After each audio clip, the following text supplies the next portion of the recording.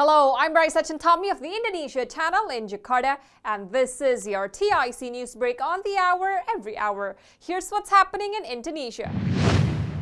President Joko Widodo met with Ukrainian President Volodymyr Zelensky on Wednesday in an effort to find ways to alleviate some of the pressure the war has put on the global economy. Alongside his role as president, Joko is in Kyiv in his capacity as chair of the G20 and as one of the 6 world leaders the United Nations has appointed as champions of its global crisis response group formed to address the threat of hunger and destitution posed by the war in Ukraine. On his first stop, Joko surveyed the grounds of the Lipki apartment complex in Irpin, a small town on the outskirts of the capital that had been the site of intense fighting.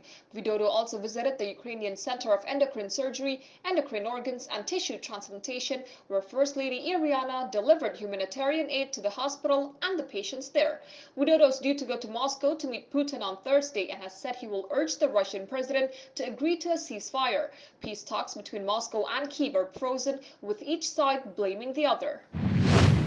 Indonesian palm oil companies will be offered larger export quotas under new plans to adjust rules on local cooking oil sales after a months-long price crisis.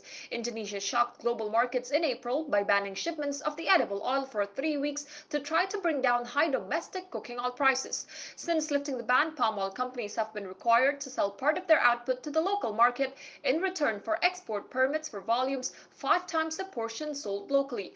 After the ban was lifted, Indonesia cut export taxes and launched a scheme to accelerate shipments, which triggered a fall of more than 20% in the benchmark palm oil future prices in the past month.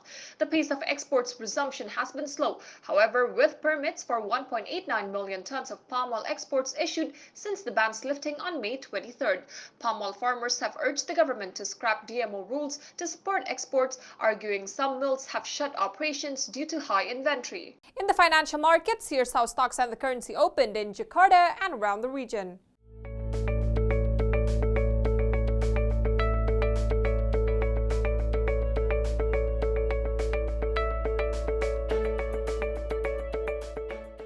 If you're heading to Indonesia or traveling within the country, here's the weather forecast for major destinations.